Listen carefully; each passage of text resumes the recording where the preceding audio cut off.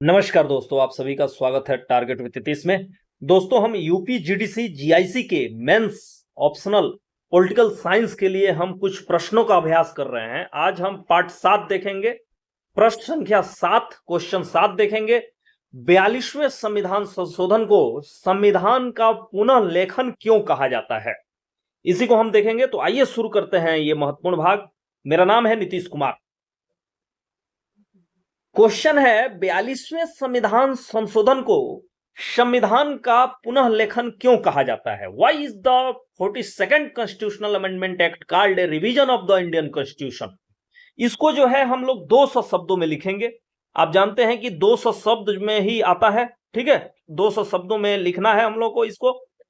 तो सबसे पहले मैंने बताया है कि परिचय देंगे। तो 42वां संविधान संशोधन 1976 के माध्यम से भारतीय संविधान के अनुच्छेदों में बृहत्तर स्तर पे परिवर्तन किए गए।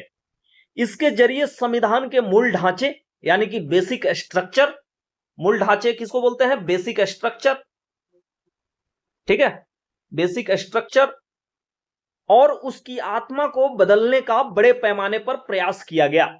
इस संविधान संशोधन के माध्यम से प्रस्तावना में समाजवादी, पंथ निरपेक्ष और अखंडता शब्द जोड़े गए, ठीक है, इसको आप अंडरलाइन कर सकते हैं, तथा मौलिक कर्तव्यों को जोड़ा गया। इसके अलावा केंद्र सरकार की शक्तियों को बढ़ाने, न्यायपालिका की शक्तियों को सीमित करने और नीति निर्देशक तत्वों को अधिक महत्व देने के प्रयास किए गए, ठीक है। अब हम देखेंगे मुख्य भाग। 42वें संविधान संशोधन की मुख्य बिंदु इस प्रकार है, जो इसे बताते हैं कि यह इतिहास संविधान का पुनर्लेखन था। पहला जो है, व्यापक पैमाने पर बदलाव हुआ, इस तरह हेडिंग देंगे। और चूंकि 200 शब्दों में ही लिखना है तो हमको मुख्य पॉइंट डालना है, जैसे कि संविधान की प्रस्तावना को बदला गया, इसके माध्यम से 40 से अधिक अनुच्छेदों में संशोधन हुआ, 14 नए अनुच्छेद और 2 बिल्कुल नए भाग जैसे 4A और 14A जोड़े गए। इतने बड़े बदलाव के कारण इसे एक नया संविधान लिखने जैसा माना गया, इसीलिए इसको जो है भारतीय संविधान को पुनः लेखन कहा गया 42वें संविधान संशोधन के।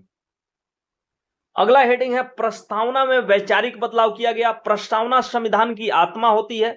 इस संशोधन के माध्यम से प्रस्तावना में 3 नए शब्द, समाजवादी, पंथ निरपेक्ष और अखंडता शब्द जोड़े गए, ठीक है। तीसरा है, संसद की सर्वोच्चता और न्यायपालिका की शक्तियों में कटौती। संसद को असीमित शक्ति, ठीक है, इसके माध्यम से संसद को जो है असीमित शक्ति दी गई। आर्टिकल 368 में बदलाव करके यह प्रावधान किया गया कि संसद द्वारा दिए गए संविधान संशोधन को किसी भी अदालत में चुनौती नहीं दी जा सकती है। इसका मतलब है कि इस संविधान संशोधन के माध्यम से संसद को असीमित शक्ति दी गई। न्यायिक समीक्षा पे रोक लगी गई। सुप्रीम कोर्ट और हाई कोर्ट, आप जब मेंस लिखेंगे उसमें सुप्रीम कोर्ट को सर्वोच्च न्यायालय, हाई कोर्ट को उच्च न्यायालय लिखेंगे, इस तरह शॉर्टकट में नहीं लिखेंगे। हाई कोर्ट की कानून की संवैधानिकता जांचने की शक्ति को बेहद सीमित कर दिया गया, यानी कि न्यायिक समीक्षा की शक्ति को जो है कमजोर किया गया, ठीक है।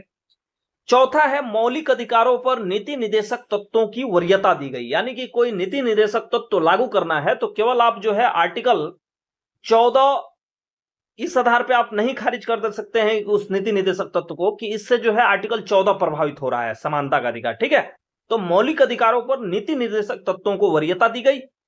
साथ ही साथ संघीय ढांचे में बदलाव किया गया, यानी केंद्रीयकरण की प्रवृत्ति को बढ़ाया गया। शिक्षा, वन जीवों और पक्षियों का संरक्षण, नाप और तौल, न्याय का प्रशासन, ये सभी विषय राज्य सूची से निकालकर समवर्ती सूची में डाल दिया गया, जिससे इन पर केंद्र का नियंत्रण बन गया। एक तरह से आप कह सकते हैं कि संघीय ढांचे में जो राज्य सरकार की शक्ति थी उसको कमजोर किया गया, ठीक है।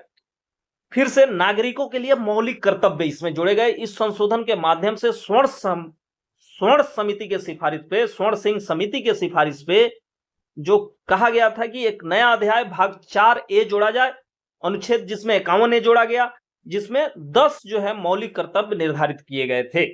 तो ये रहे मुख्य पॉइंट जो हम 200 शब्दों में आसानी से समापन कर सकते हैं 42वें संविधान संशोधन के बारे में। क्यों इसको इतिहास का पुनर्लेखन कहा जाता है? निष्कर्ष संक्षेप में कहा जाए तो 42वां संविधान संशोधन मात्र कुछ धाराओं का बदलाव नहीं, बल्कि संविधान के संतुलन बिंदु को ही बदलने का सचेत प्रयास था। न्यायपालिका को कमजोर कर संसद को संप्रभु बनाना और नागरिकों के अधिकारों पर राज्य की नीतियों को प्राथमिकता देना, ऐसे कदम थे जिससे मूल संविधान के लोकतांत्रिक चरित्र को लगभग पुनर्गठित कर दिया गया था। यही कारण है कि इसे जो है संविधान का पुनर्लेखन कहा गया। तो दोस्तों, ये प्रश्न आपको कैसा लगा? आपको अगर हमारी ये जो प्रश्नों की श्रृंखला है अच्छी लग रही है तो आप ज्यादा से ज्यादा शेयर करें, प्रोत्साहित करें, ताकि हम जो है और भी प्रश्न ला सकें और एक दिन में 2 से 3 प्रश्न ला सकें। जैसे जैसे इसका व्यू बढ़ेगा, लोग इसको समर्थन देंगे, मैं समझूंगा कि लोगों को पसंद आ रहा है, तो मैं आगे बढ़ूंगा। साथ ही साथ आप अपना सुझाव भी दे सकते हैं कि मैं इसमें और क्या ऐड कर सकता हूं। इस एपिसोड से दीजिए अपने दोस्त यानी नीतीश कुमार को इजाजत। नमस्कार।